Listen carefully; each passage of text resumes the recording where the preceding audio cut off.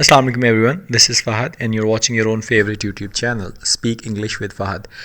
Today is 29th of November 2020 और आज daily vocabulary जो हमारे पास है CSS एस्पायरेंट्स के लिए, PMS एस्पायरेंट्स के लिए या जितने भी वो लोग जो इंग्लिश विकेबलरी इंप्रूव करना चाहते हैं उनके हवाले से I am going to discuss some words, their meanings, their synonyms, their antonyms और उसके बाद उनका यूजेज। फर्स्ट वर्ड अगर हम देखें तो फर्स्ट वर्ड इज स्कम्प। स्कम्प का बेसिकली ये वर्ब है और इसमें इसका मीनिंग होता है दम तोड़ना, हार मानना या किसी भी चीज़ को मजबूरन आपने तस्लीम करना है तो आप स्कम्प हैं। अच्छा, कि कोई चीज़ आपके ऊपर गलबा पा गई है, आप किसी चीज़ ने आपको दबोच लिया है जिसका आप सामना नहीं कर पा रहे, तो उसमें भी स्कम्प इस्तेमाल होता है। यानी fail to resist pressure, temptation और some other negative force. Example की अगर मैं बात करूं, we can not merely give up and succumb to despair. हम महज जो है मायूसी के सामने जो है घबरा कर दम नहीं तोड़ सकते, या हम सिर्फ इसलिए गिव अप नहीं कर सकते और मायूसी के सामने घुटने नहीं टेक सकते। सिनोनिम्स में यील्ड आएगा, गिव इन आएगा, गिव वे आएगा, सबमिट आएगा, सरेंडर आएगा, कैप्चुलेट आएगा, केव इन आएगा, बी ओवरकम बाय आएगा या बी ओवरवेल्म्ड बाय आ जाएगा। और अगर एंटोनिम्स की बात करें तो रेजिस्ट या conquer. Next word is flatten. Flatten का मतलब वर्ब है, यानी किसी चीज़ को जो है हमवार बनाना, किसी चीज़ को फ्लैट कर देना। मेक और बिकम फ्लैट और फ्लैटर। एग्जाम्पल में her hair had been flattened by the storm. उसके बालों को तूफान ने जो है वो हमवार बना के रख दिया था, छोड़ दिया था। अब ये हैड बीन इस्तेमाल हुआ, थर्ड फॉर्म इस्तेमाल हुई, तो ये पास्ट परफेक्ट का पैसिव है। सिनोनिम्स की बात करें तो मेक या बिकम फ्लैट, मेक या बिकम इवन, मेक या बिकम स्मूथ, स्मूथ आउट और ऑफ और लेवल आउट ऑफ। और एंटोनिम्स की बात करें तो रफ इन हो जाएगा और मेक अनइवन हो जाएगा। Next word is dreadful. Adjective के तौर पे इस्तेमाल होता है और इसका मतलब है भयानक, खौफनाक, डरावना, यानी कॉजिंग और इन्वॉल्विंग ग्रेट सफरिंग, फेयर और अनहैप्पीनेस, एक्सट्रीमली बैड और सीरियस। एग्जाम्पल की अगर बात करें, there has been a dreadful accident.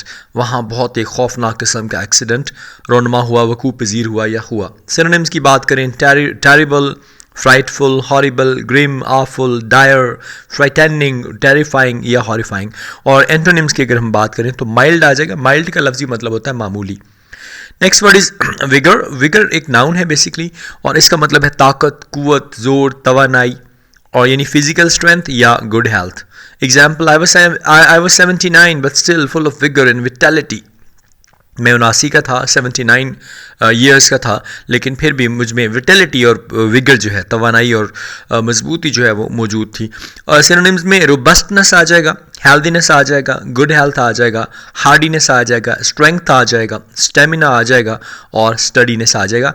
Antonyms की अगर बात करें तो बिल्कुल इसका डिफरेंट होगा, लाइक वीकनेस, लिस्टलेसनेस और lethargy. Next word is evaporate. Evaporate का मतलब है वर्ब है, यानी बुखारात बनकर किसी चीज़ का खारिज होना, यानी turn from liquid into vapour. Liquid चीज़ से जो है कोई चीज़ अगर बुखारात बन रही है तो we will use it like evaporate. Example की बात करें तो cook until most of the liquid has evaporated. तब तक पकाते रहें जब तक ज़्यादातर लिक्विड जो है वो एवेपोरेट ना हो जाए, वो बुखारात बनकर हवा में शामिल ना हो जाए। सिनोनिम्स में वेपराइज आ जाएगा, बिकम वेपर आ जाएगा, वॉलेटाइज आ जाएगा या ड्राई अप। और एंटोनिम्स की अगर बात करें तो एंटोनिम्स में जो वर्ड आएगा that is called condense. Next word is dissent. Dissent का मतलब होता है इख्तलाफात, इख्तलाफ राय होना यानी डिफरेंट होना। डिसेंट ये वर्ब के तौर पे इस्तेमाल होता है। होल्ड और express opinions that are at variance with those commonly or officially held, यानी इस किस्म के एक्सप्रेसेस या ओपिनियंस जो है रखना,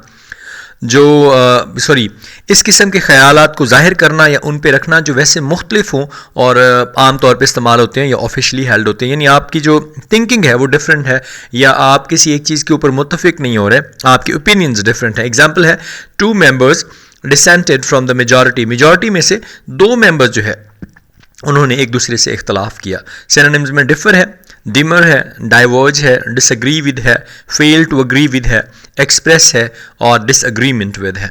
और एंटोनिम्स की अगर बात करें तो एसेंट यानी मान लेना, अग्री यानी एक्सेप्ट करना या एक्सेप्ट कबूल करना।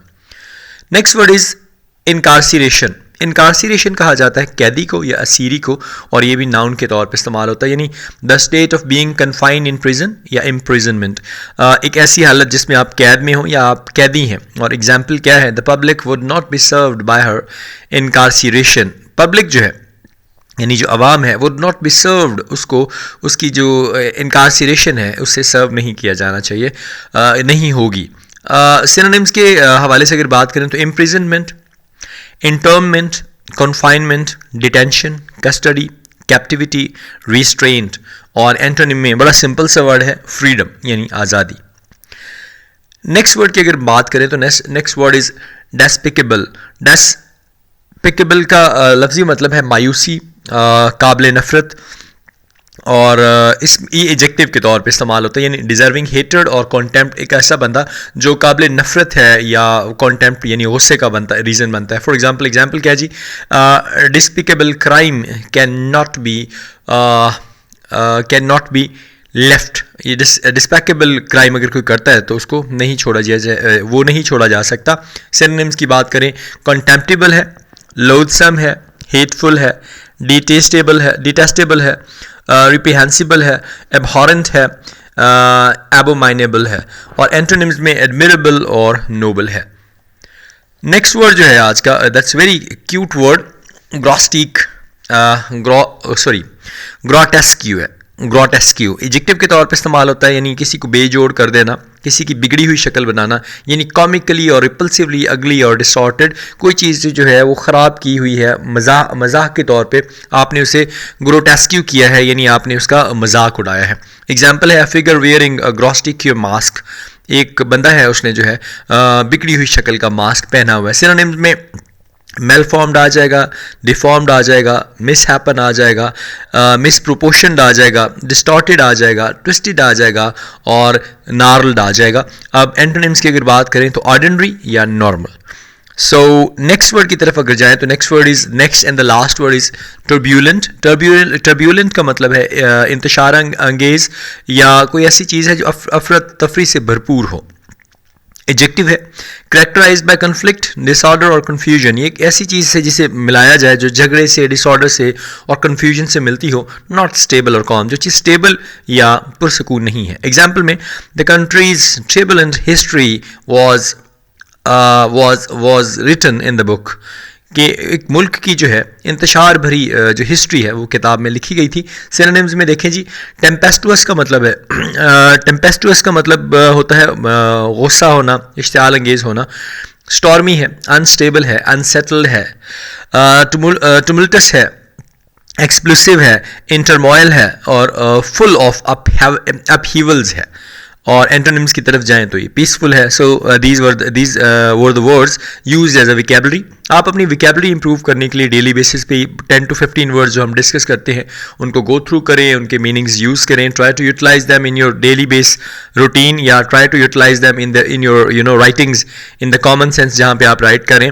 और विकेबलरी याद कभी भी नहीं होती, मतलब आप जितने मर्जी वर्ड्स याद कर लें, ऐसा नहीं होता कि when you are speaking English and when you just trying to write something you will have to just revise those words in your mind and you will become able to write the right sentence. But अगर आप उसको practice किए जाते हैं, if you just using these word in daily basis, language के तौर पे इस्तेमाल करें, डेली लर्निंग में करें, या कभी कभार आप उसको लिख लेते हैं, तो that will become a permanent part of your memory. तो ट्राई करें, try to focus on these word, try to learn them, try to practice them hard and hard, इतना ताकि आप अगर कोई राइटिंग में जाएं तो ये इसको कहा जाता है something like a fancy vocabulary, जो कि एक खूबसूरत किस्म के अल्फाज का कुछ मजमूआ होता है। होप सो आपको पसंद आया होगा। इस बारे में आपकी जो भी राय है आप मुझे बता सकते हैं। अपना ज़्यादा सारा ख्याल रखें, मुझे दुआ में याद रखें। अस्सलाम वालेकुम, अल्लाह हाफ़िज़।